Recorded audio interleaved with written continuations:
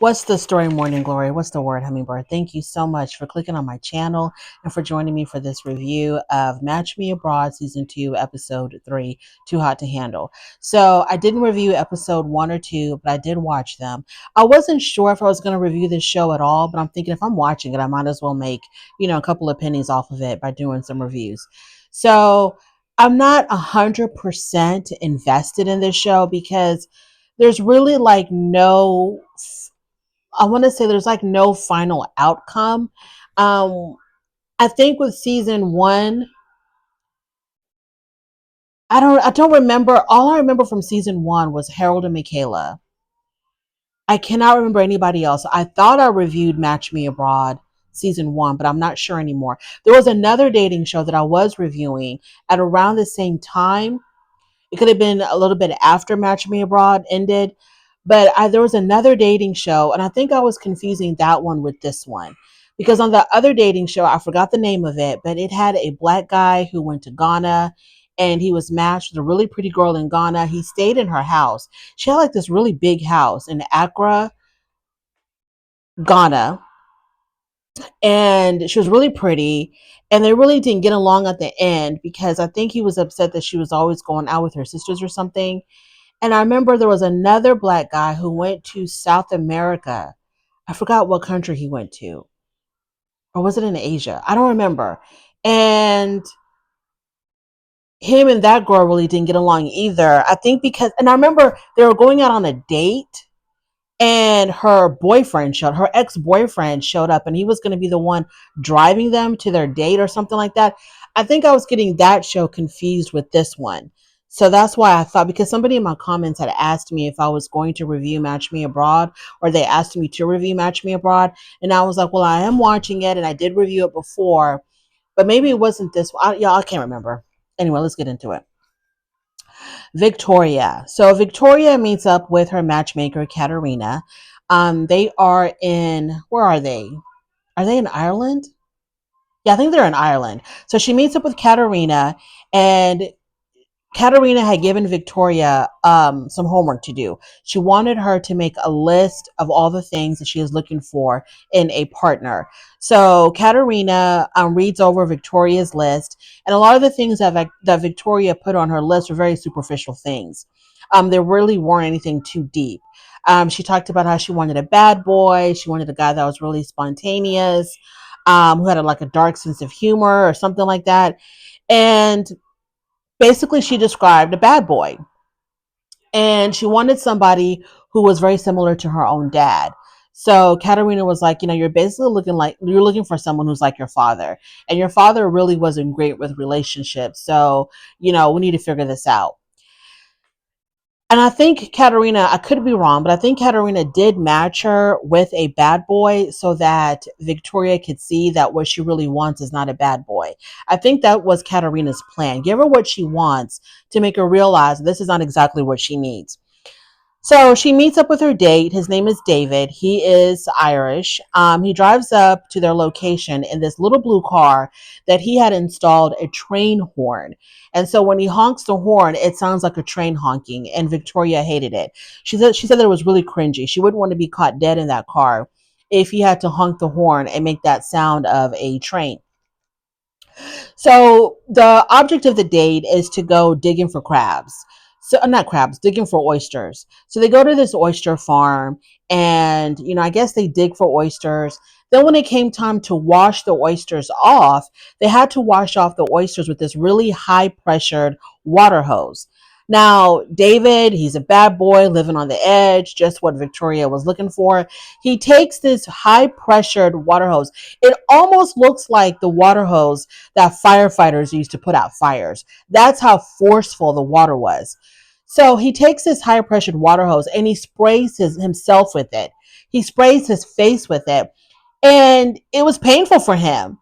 And it was kind of like, what are you doing? Why would you want to do that to yourself? Because he said that it made him sore. It made his face sore. Okay, this is just the beginning with how crazy David is. So after that, they sit down to actually eat the oysters. Now, in his confessional, David tells us that he thinks that Victoria is sexy and he wouldn't mind sleeping with her. Okay, typical bad boy type of stuff. So it's like, Victoria, this is what you really want. You really want to be with a guy like this.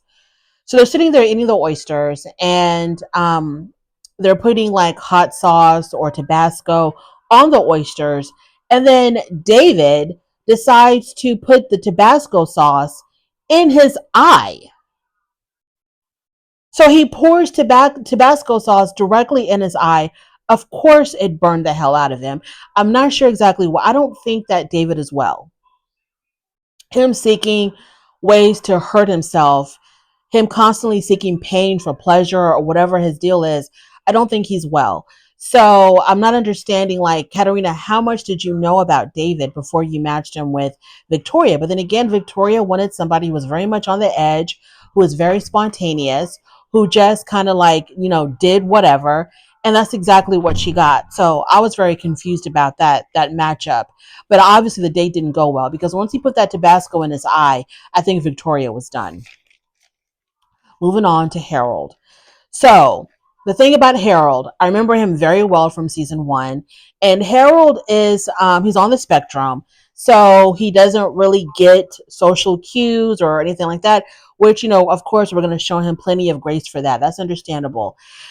He was told his first go around in season one. I think his matchmaker was Katerina then as well. Katerina had told him all the do's and don'ts, like how to dress and how to present yourself, and how to start a conversation, this, that, and the third. So I'm trying to figure out, how come Harold really didn't retain a lot of that information, because he still showed up with his suspenders. But the good thing was he wasn't wearing his suspenders on the actual date, so he did learn that. Um, Maybe he did learn his lesson. Maybe Harold is doing well, because when he went out on his date with Cheesy, now Cheesy, her name is actually Shui. I think it's pronounced Shui, or I'm not quite sure how you pronounce her name, but they called her Cheesy just to make it easier. And all I can think of was like, Cheesy, we need to get you a better nickname. Cheesy's just not it. So they're going to go on this date together where they're going to be painting. And during the date, Harold is trying to start a conversation with her, but she's giving very limited answers. She's not really helping the conversation flow. And I did enjoy how Harold was trying to engage her in small talk. He was trying to find out more about her. So he did learn a lot of lessons from his first go around with Katerina. So I was really impressed with Harold on this date, and I was just a little bit disappointed in Cheesy, because she really wasn't trying. And it's like, girl, even if you're not seeing an instant connection, you can still try to make the best of the situation. And I felt like she really wasn't trying to do that. So the date was very, very awkward. After painting, they go out to eat. Harold orders a mocktail, which is better than ordering milk, because in his practice date he ordered milk. He ordered a mocktail, and Cheesy asked him why did he order a mocktail, and he said that he just doesn't like alcohol, which is fine, no issues there. I'm not understanding why she felt like she had to ask him why he ordered a mocktail, but anyway, she talked about how she believed the stereotype that Americans love to drink. So she was a little bit, confused as far as why he was ordering a mocktail. No big deal. Cheesy says that she prefers very direct men, because I think Harold had asked her about her past relationships, and she said, well, I tend to attract men who are very passive, and I prefer men who are more direct. And so Harold was like, well, if you want direct, I can give you direct. And so then he says, I want to hold your hand. So she reluctantly gives him her hand to hold. And then, that didn't last long. She took her hand away, and she said that her hand was getting sweaty. But in reality, she tells us in her confessional that it was his hand that was very clammy, and she didn't like that. So she didn't want to continue holding hands with him. The date was a disaster. It was a huge fail, and she was not interested in him at all. Harold, being the good guy that he is, and with him wanting to, um, you know, trying to make the best of it, of course he saw that the date didn't go very well, and he said that I don't want to compare this with my interactions with Michaela, but he did compare. But he is looking for something similar to what he had with Michaela. Now Michaela was a connection that he made in season one, and it was a really great connection. Him and Michaela hit it off really, really, really well, but I think they ended up breaking up. I could be wrong because I don't remember, but I think in episode 1, he said that him and Michaela didn't work out because Michaela was busy working. I don't know if that's true or not, but that's what she told him. And that's what we're going to roll with. So, but him and Michaela did have a great connection. I was really happy for him when I saw how things worked out so well with Michaela. But with Cheesy, yeah, it was a huge fail. They're not going to see each other again. Moving on to Monica. So Monica, she's arrived in Brazil and she's going to be going on her first date. Her matchmaker matched her with a guy named Bernardo. So when she approached the place where the date was supposed to take place, because they're going to be playing foot volleyball, which I've never heard of, but it's volleyball, kind of like volleyball and soccer mixed together. You kick the ball over the net, or you can headbutt or knee the ball over the net, just like you would with soccer. You just don't use your hands. So she shows up at the establishment where they're going to be playing foot volleyball. And outside the door are these two really good looking men.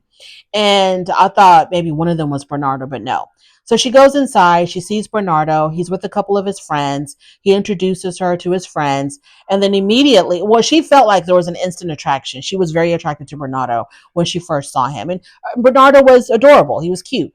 So she felt this instant connection, instant attraction to Bernardo, which was good. And he thought that she was also very pretty. So before they go out to go play the foot volleyball, the guys instantly take off their shirts. So that was like a huge plus for Monica. So they go outside, they play foot volleyball, and then after that, they're having a conversation, and he tells her that he's been single for 2 years. He's never dated an American, and that, he thought that she was really attractive. He's a former teacher, but now he's a personal trainer. Now, when he said that he was a personal trainer, her next question was, how do you deal with your finances? Do you pay all your bills on time? And she goes, I know this is going to sound really, what did she say? Really random or something, but I really want to know, how do you deal with your finances? Do you pay your bills on time? And he was like, yeah, of course. What else is he going to say? Is he going to say, no, I don't pay my bills on time? My electricity is about to get cut off. My water was shut off last week. No, he's going to tell her, I'm fine with my finances.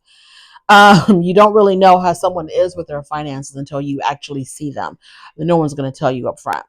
Bernardo says that he does want children. Now, this is a huge flag for Monica because she herself does not want to have any more children. She has an adult daughter who's in college, and so she's done with having kids. But she doesn't tell him right away, right then and there, if he wants children and she doesn't. I didn't understand why the matchmaker didn't see this, because I'm pretty sure whether or not you want to have kids is like matchmaking 101 that you ask your clients. It's like one of the very first questions on whatever questionnaire they have to fill out. So how the matchmaker missed this, I don't know, because that's a huge deal breaker. So later on, they go out to eat. They're talking, they're conversating. The conversation is going really well. They both enjoy to travel. They both believe in God. And there's chemistry between them. There's attraction between them until Monica brings up the whole situation with the kids. Now, she says to him, earlier you had said that you would like to have children. Well, I just want to let you know that I am not interested in having any more children. And that's where their segment ended. So we won't find out what Bernardo says to that until the very next episode. They showed us a little teaser of what's going to be coming up in the next episode. And they're like he's asking her if he can walk her up to her hotel room. And then I think he walks her all the way up to the door, but then she ends it right there at the door. It was sort of like implying that he wanted to maybe spend the night with her. And she probably was kind of turned off by that, but we'll see what happens next week. Amber. I love Amber. I love Amber. Amber is like a whole lot of fun. What I love about Amber is that she has such a positive attitude. And Amber's the kind of person that she will make the best out of any situation. And that she is here for a good time. She wants to have a good time. She's very like I just love her. I'm not understanding why Amber isn't snatched up already. I think she's beautiful. I think that her personality is just like a ball of sunshine. She just seems like she's so much fun. She's very like when she's having a conversation with her date, she's like listening, and she's listening to respond, or she's listening to get to know the person better. She's just not listening so they can move on to the next thing, or that, she wants them to hurry up and finish what he's saying so that she can start talking about something else. She's like really listening to advance the conversation and for them to get to know each other better. I just love Amber. So on her first date with Kevin in last week's episode, they go look at the alpacas, and she was like a really good sport. She didn't act like super afraid of them.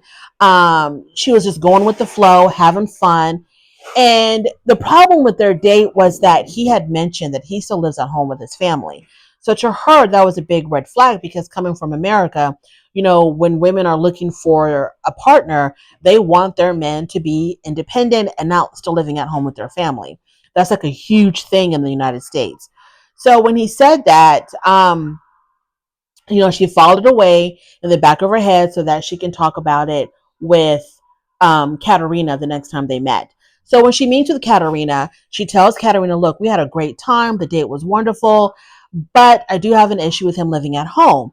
And so she asked Katerina, is this like a cultural thing or is he just broke?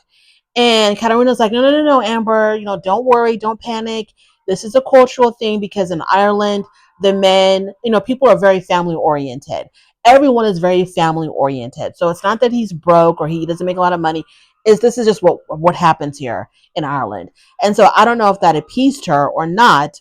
Um, but Katerina did tell her, look, if you are interested, I do have other men lined up for you. If you're not, if you're okay with, going out on some dates with them. And Amber was like, hell yeah, I need to keep my options wide open.